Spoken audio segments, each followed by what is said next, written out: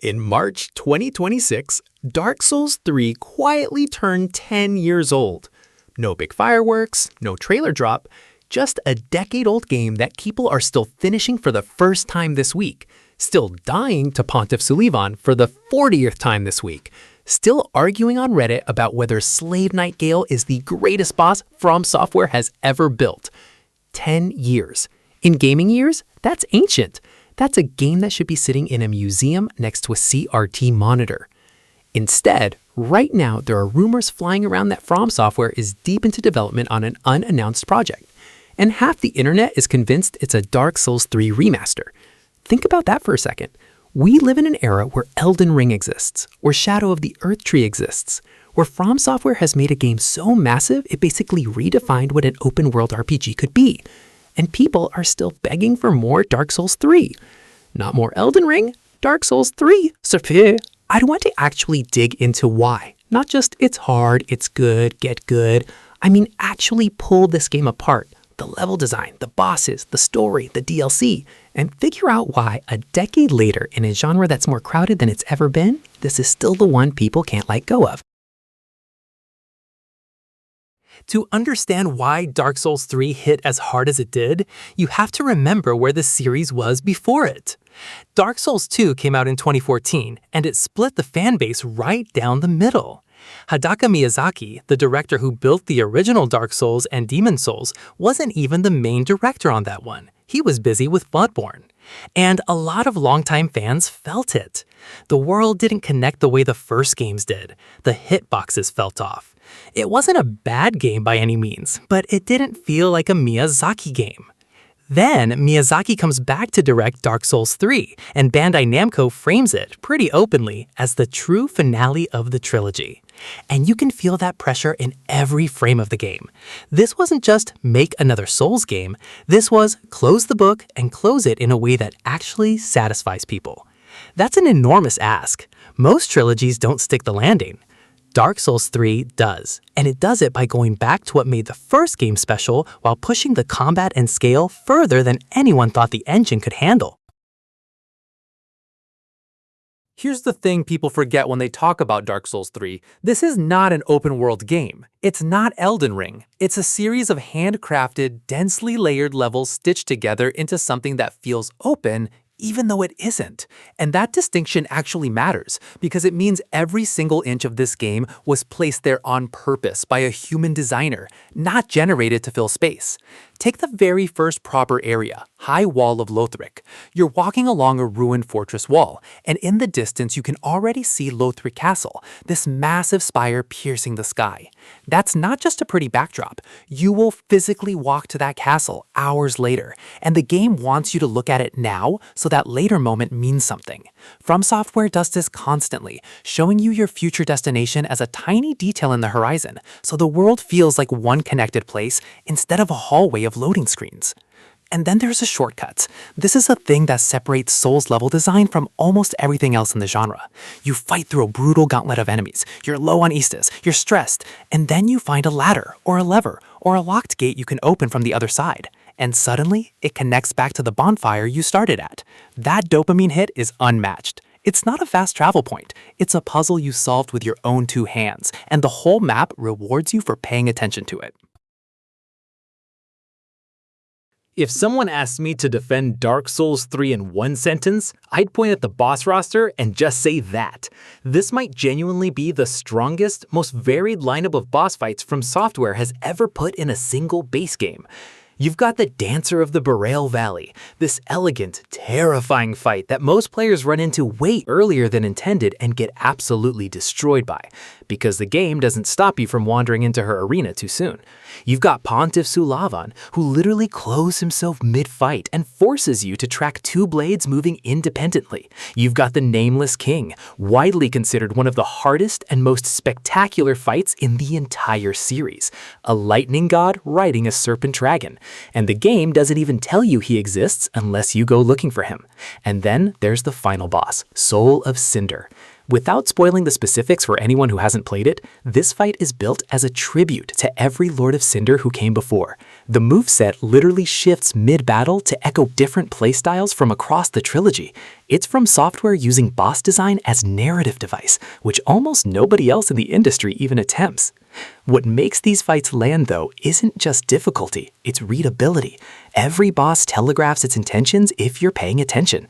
The challenge comes from you learning the language of the fight, not from the game cheating. That's the difference between Dark Souls 3 and a lot of the Souls-likes that tried to copy it in the years after. Difficulty for its own sake versus difficulty that teaches you something. Dark Souls has never told its story the normal way, and Dark Souls 3 leans into that harder than any entry before it. There's barely any dialogue, no exposition thumps. Instead, the world itself is the narrative. Item descriptions, environmental details, the way a corpse is posed, the ruins of a kingdom that clearly used to be beautiful and is now falling apart around you.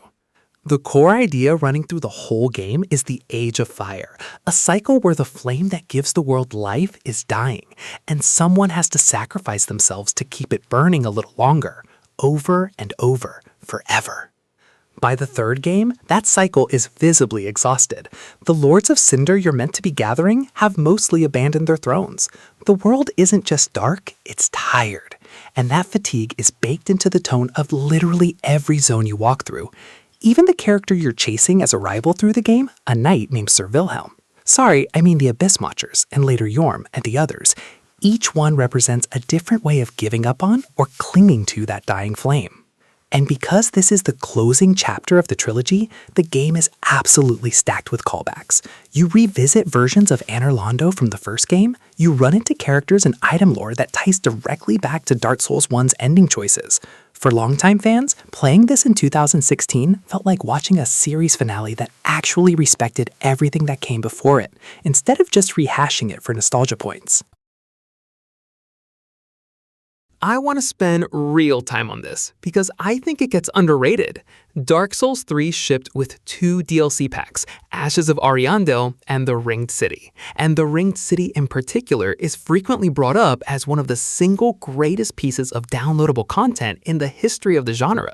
The Ringed City is framed as the literal end of the world. Not figuratively, the world is crumbling into an ashen abyss as you play through it, and the environmental design reflects that decay in a way that's genuinely unsettling. It also contains Slave Knight Gale, the true final boss of the entire trilogy. And without getting into details for the people who haven't played it, this fight is treated by a huge chunk of the fanbase as the emotional and mechanical peak of everything FromSoftware built across 3 games. It's not just hard, it's tragic. It's a boss fight that functions like the final chapter of a character study. That's rare. A lot of studios treat DLC as extra content bolted onto a finished game.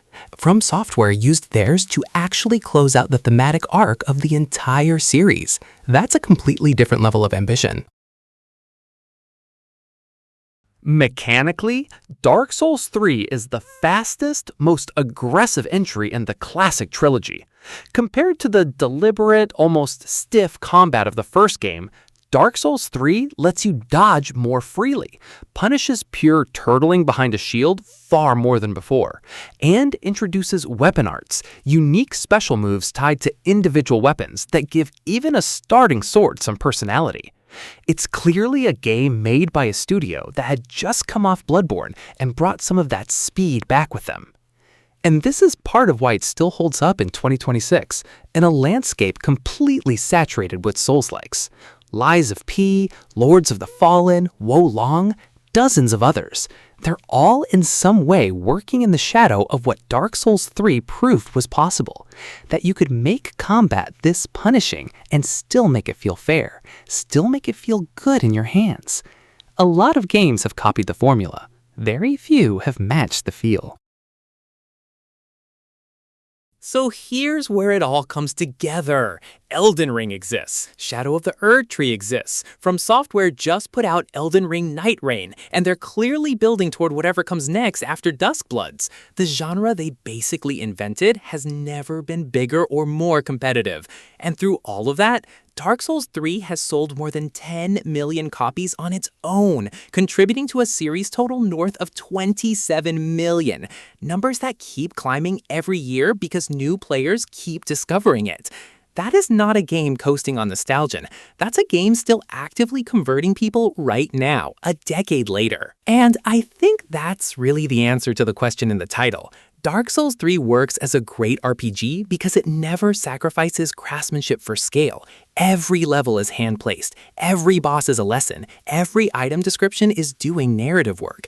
It's the sound of a studio that had spent 5 years building toward one specific, controlled, deliberate experience, right before they blew the doors off with something as massive as Elden Ring. Maybe that remaster rumor turns out to be true this year. Maybe it doesn't. Either way, it says something that after everything FromSoftware has released since, this is still the game people are begging to see again.